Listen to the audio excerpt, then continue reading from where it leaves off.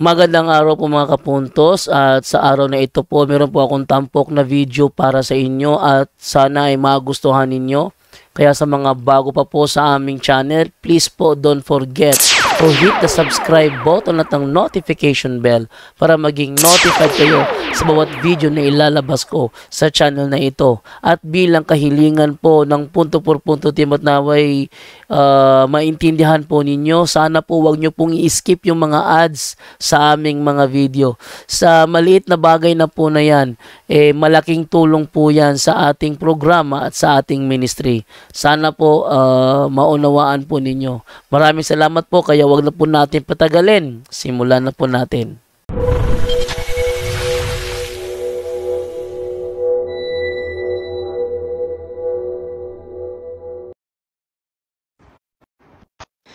Hello mga kapatid, may natanggap tayo na katanungan galing kay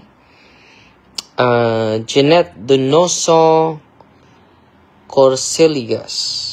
Ito yung katanungan niya, ang taas, no? Sabi niya, Father, meron po akong karanasan.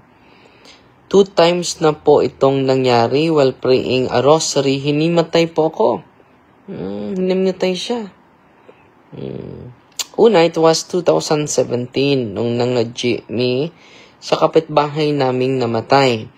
Habang kami ay nakaluhod at tinandasalan namin ang rosaryo, bigla pong nag-beef. Nag-beef ang tenga ko. Nahihirapang huminga at unti-unti po akong nanghihina. Hanggang sa nawalan ng malay sa kalagitnaan po ng pagrurosaryo. Kapariho na lamang po sa naranasan ko noong 2023 po, Father, 4 AM na madaling araw, ako po ay biglang nagising. So, ang ginawa ko dahil hindi na ako makabalik sa pagtulog, ang ginawa ko ay nagpray ako ng rosary. Habang pikit ang mga mata ko, nung patapos na ako sa fourth mystery, nakapikit po ang mga mata ko sa sandaling iyon. Oo, pero bigla akong may nakita. Parang vision na parang kuweba at may nagpakita na babaeng nakaputi at nakabalot mula ulo hanggang sa paa na may suot na puting sinturon sa baywang. Inaamin ko ako ay natatakot sa sandaling iyon. Ngunit nilabanan ko hanggang sa unti-unti nahirapan na po akong huminga. At sa pangalawang pagkakataon, nawalan po ako ng malay. Nang ako'y nagising, nakaramdam na lamang ako ng sakit sa liig kasi nung nahimatay ako, nalaylay ang liig ko sa basket. Grabe ang lamig ng pawis, buong katawan. Father Darwin, tanong ko lang po, may ibig sabihin po ba ang lahat na iyon? O pahiwatig? Sana po mabasa ninyo. Galing po ito kay Sister Jeanette Donoso Corselias. Ito yung sagot natin mga kapatid sa tanong niya. Hihimatayin siya kapag magro-rosaryo. No, hindi po magandang sinyalis yon.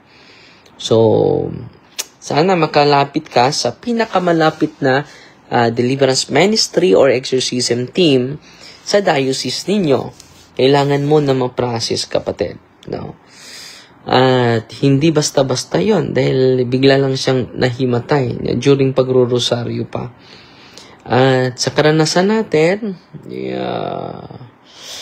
mas mabuti na ma-process ka at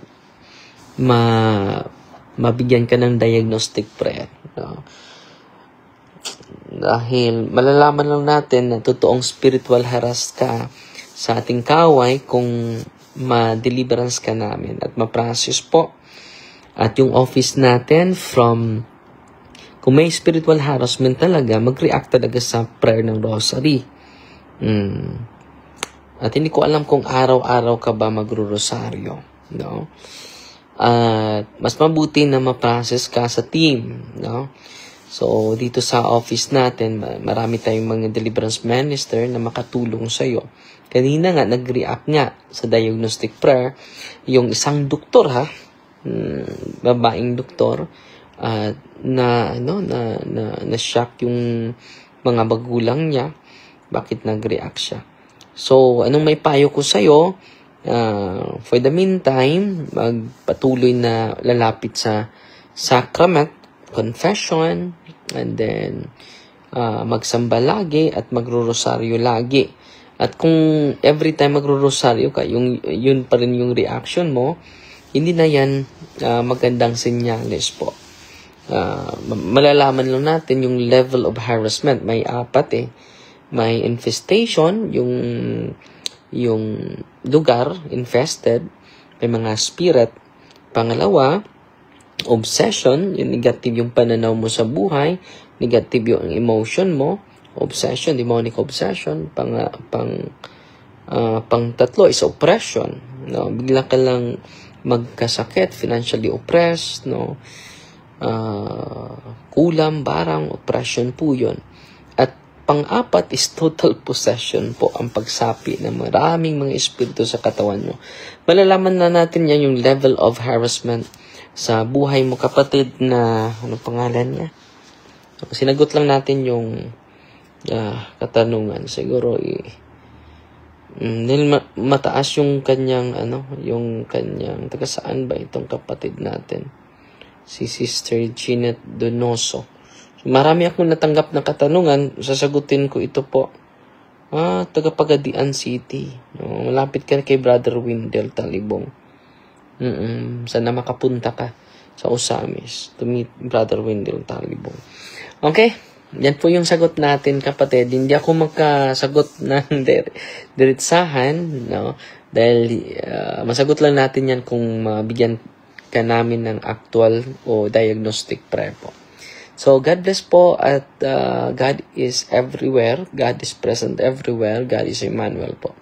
Fighting Maria to Taxi FD with a humble heart. God bless.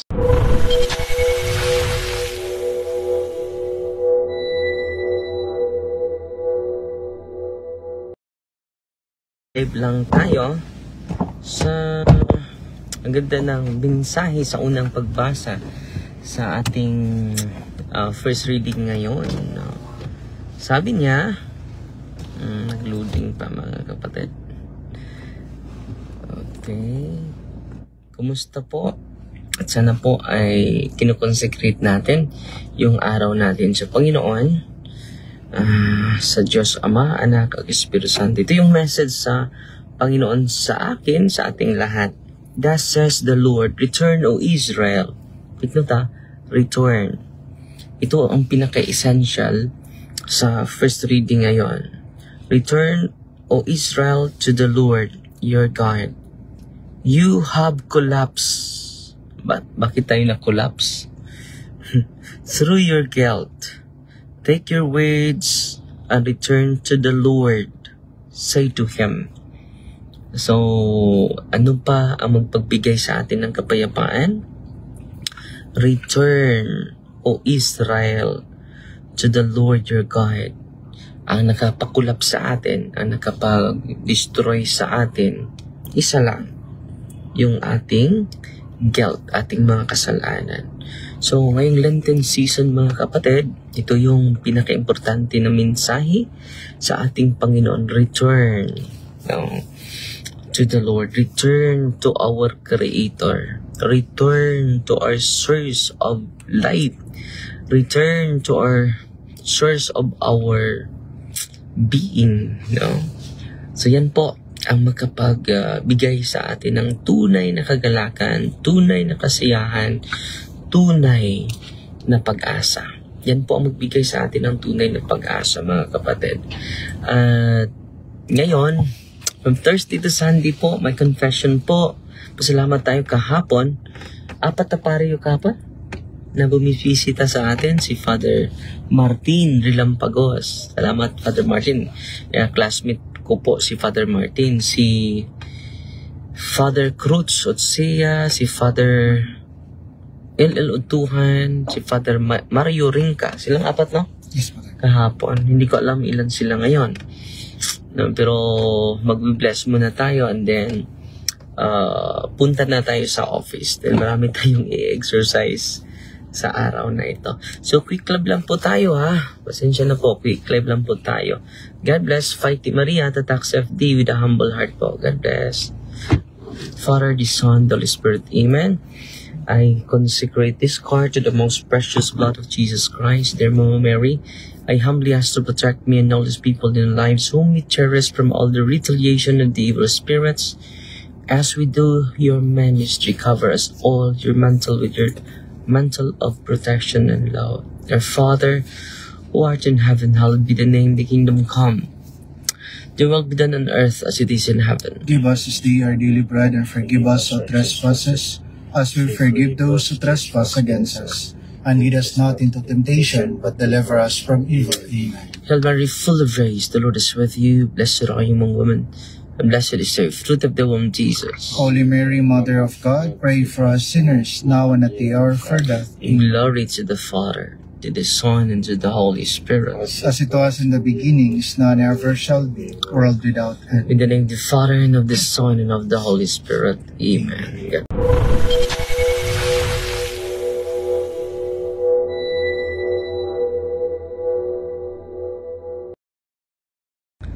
Hello mga kapatid, quick live lang po tayo mga kapatid sa Ebanghelyo ngayon.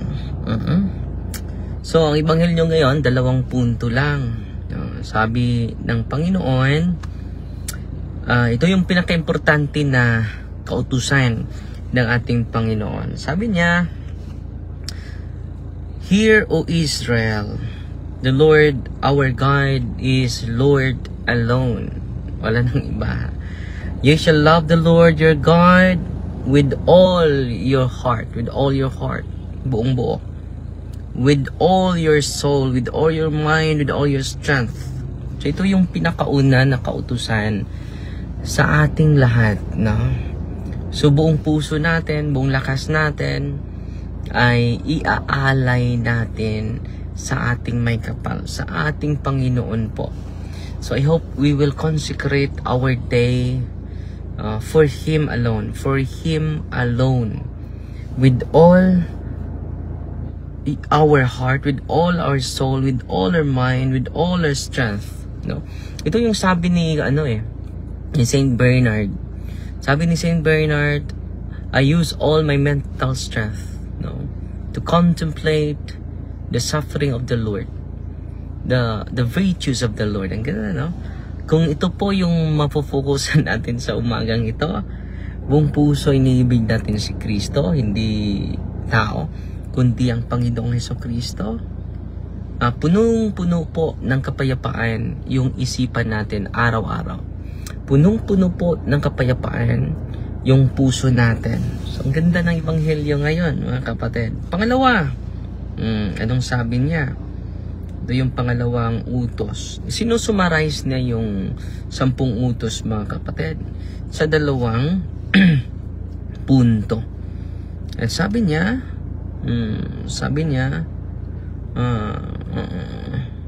you shall love your neighbor as yourself, no?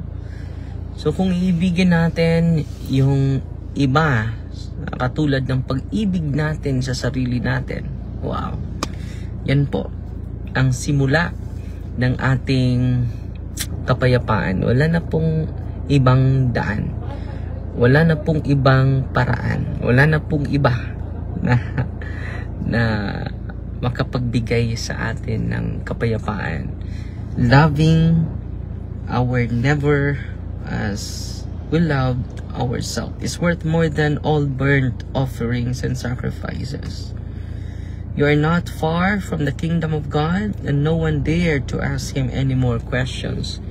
Ito po, hindi ka malayo sa kaharian ng Diyos, no? Sana po sa umagang ito, mga kapatid, let us increase our love to God, and let us increase and pray for each other. Sa ating mga kapatid na nandito, nakikinig, nanonood, let us increase our love to one another, mga kapatid. At ngayon po ay campaign period po. Start po sa campaign period. Sana po ang mga kandidato mapuno sila, no, sa salita ng katotohanan na galing sa Ebanghelyo ngayon. Ang ganda, no? Lalong gaganda yung ating araw. Lalong gaganda at gaganahan tayo, no?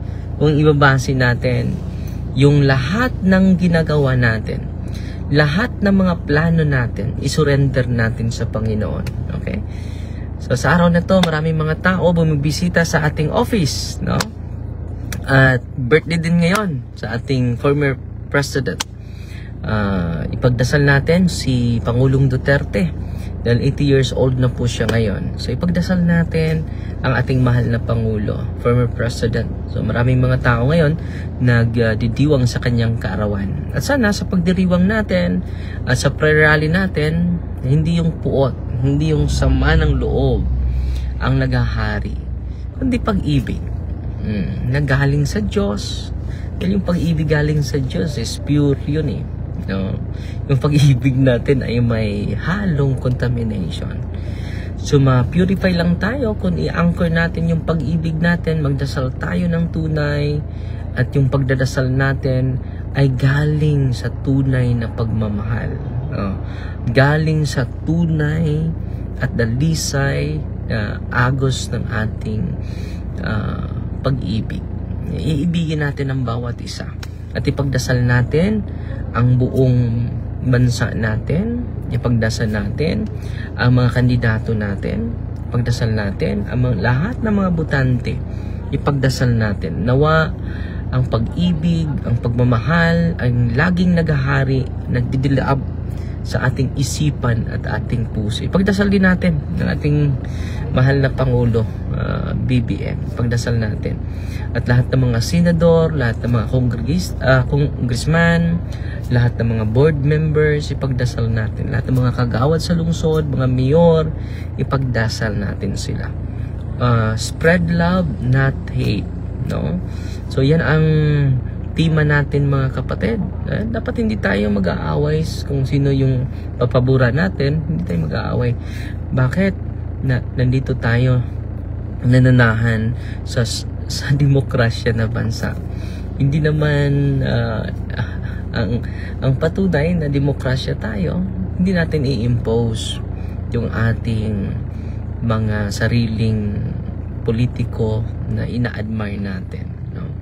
Hindi natin i-promote. I-promote natin pero hindi natin i-impose. Yan lang siguro para merong kapayapaan na importante ngayong araw na ito.